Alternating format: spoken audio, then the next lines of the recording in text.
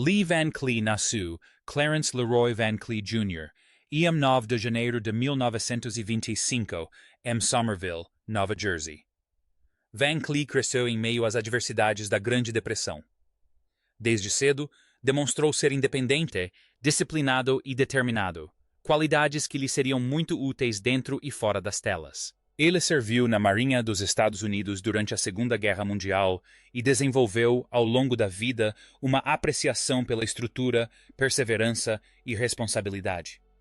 Após a guerra, Van Cleef dedicou-se à atuação, estudando teatro e aprimorando suas habilidades com a seriedade de um homem que sabia que o sucesso não seria fácil. A estreia de Van Cleef no cinema foi em 1952, em Matar ou Morrer, High Noon, um faroeste histórico que apresentou ao público seu rosto marcante e sua ferocidade silenciosa. Ele tinha um papel pequeno e falava pouco, mas não passou despercebido.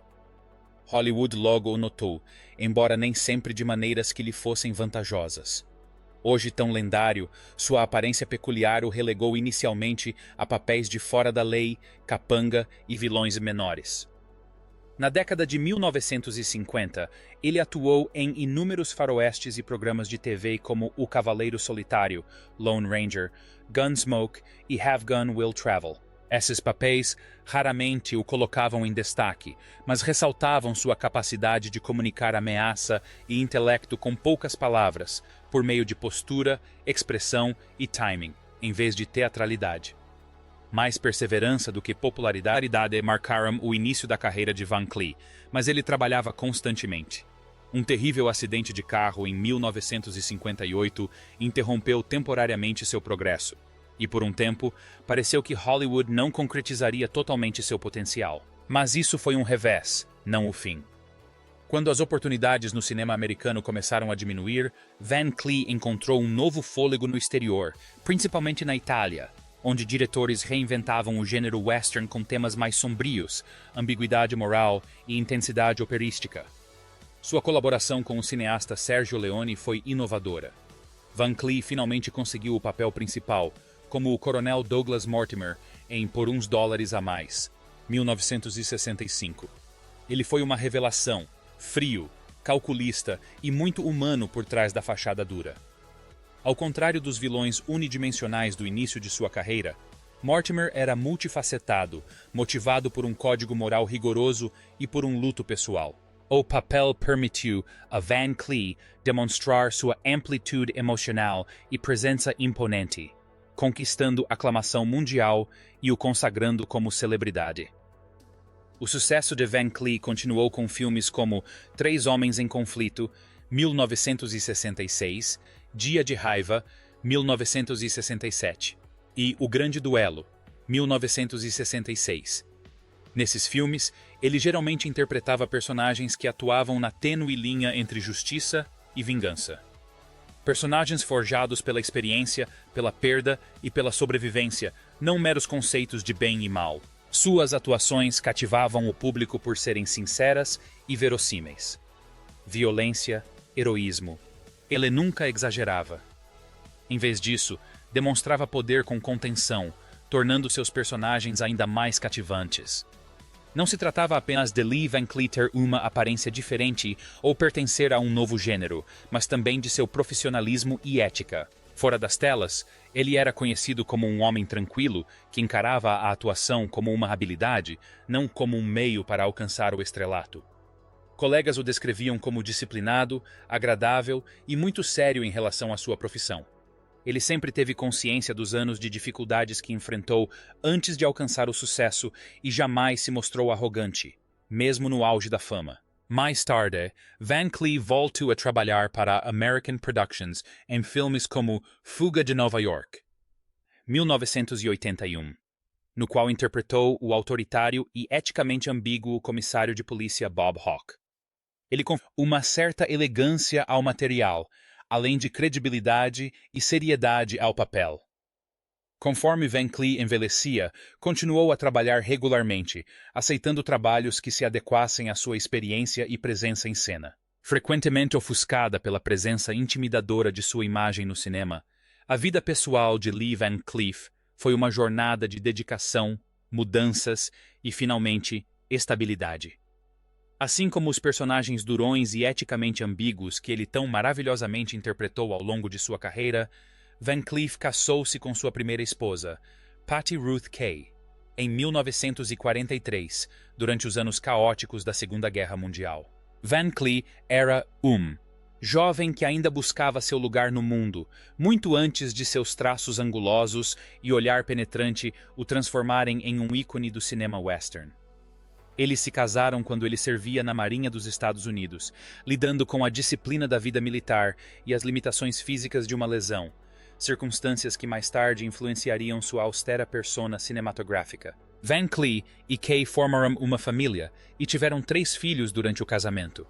Van Cleef estava em um período de dever e sacrifício quando iniciou sua carreira de ator, aceitando papéis modestos, às vezes sem créditos, e trabalhando em diversos empregos para sustentar sua família crescente. A história compartilhada e os laços da maternidade não foram suficientes para resistir às pressões da ambição, à insegurança financeira e às exigências de uma carreira imprevisível que, aos poucos, os desgastou. O casal se separou em 1958, após 15 anos juntos, mas isso encerrou um capítulo importante na vida de Van Cleef, deixando para trás o legado duradouro de seus filhos. Sua carreira estava se recuperando lentamente de uma grave lesão sofrida em um acidente a cavalo que o havia incapacitado por um tempo. Van Cleef casou-se com a Dra. Joan Margery em 1960. O segundo casamento aconteceu em um momento de mudanças, tanto emocionais quanto profissionais.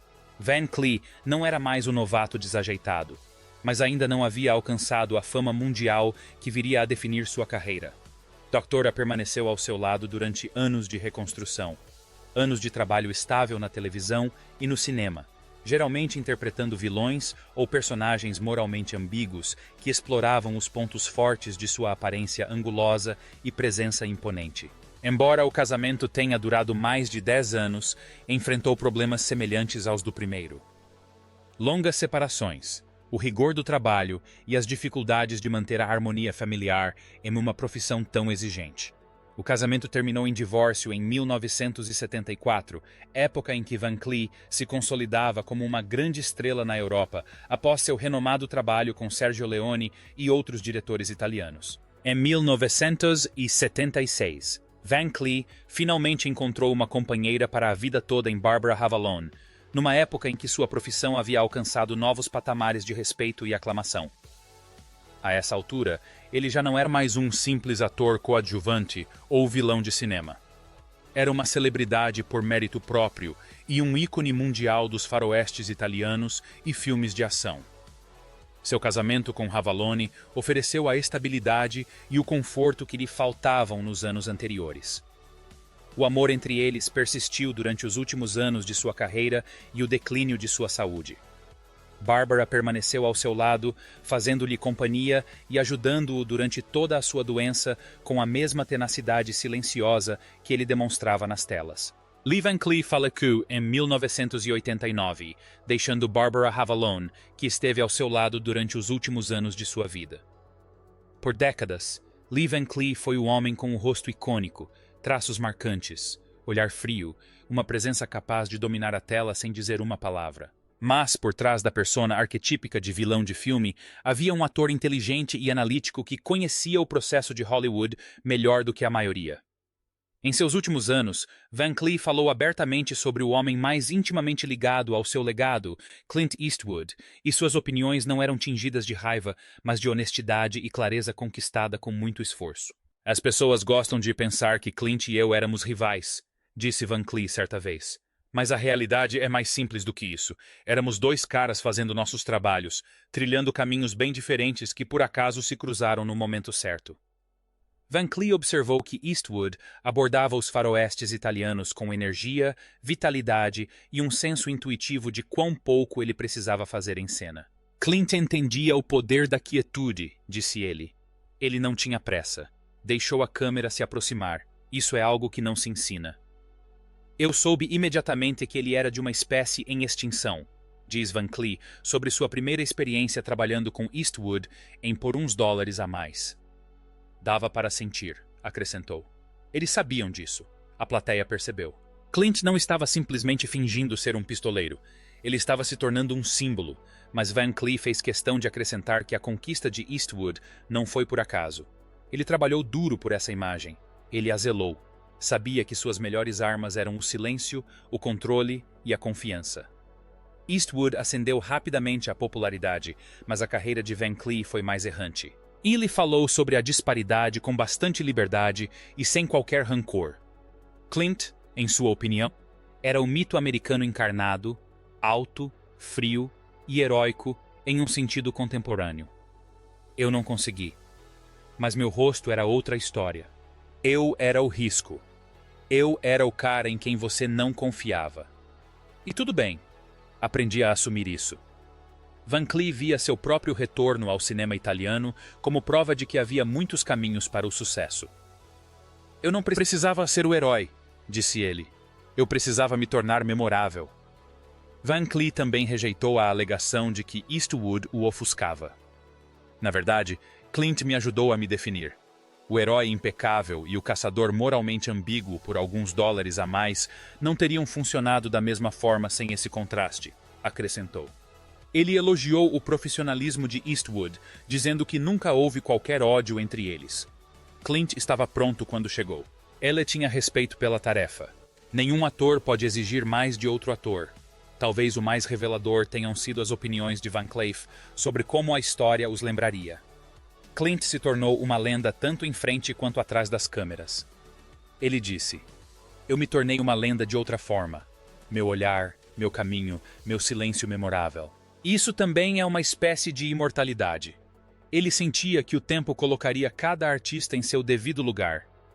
Quando se é jovem, Hollywood é barulhenta, refletiu. Mas quando a cacofonia se dissipa, a verdade é tudo o que resta. Os comentários de Lee Van Cleef sobre Clint Eastwood, no fim das contas, não foram nem confessionais nem combativos. Foram realmente humanos e equilibrados. Quanto a Van Cleef, ele achava que Clint Eastwood teve o que merecia. Eu mereci isso. Nunca deveríamos ter sido a mesma pessoa. Deveríamos estar em lados opostos, a poeira e o sol nos emoldurando, permitindo que o público escolhesse o tipo de mitologia que desejasse. Nessas reflexões, Van Cleef revelou a verdade. Não apenas sobre Eastwood, mas sobre si mesmo e sobre a serena dignidade de construir o próprio lugar na história do cinema. À medida que a doença debilitava seu corpo, Lee Van Cleef jamais abandonou sua dedicação à televisão. A partir da década de 1970, ele passou a sofrer de uma grave doença cardíaca, uma circunstância que teria levado muitos a se isolarem em um retiro solitário. Em vez disso, Van Cleef perseverou com uma tenacidade incrível. Na década de 1980, ele teve um marca-passo implantado para controlar a insuficiência cardíaca, um lembrete mecânico constante de sua mortalidade, mas também um companheiro silencioso que lhe permitia continuar fazendo o que mais amava.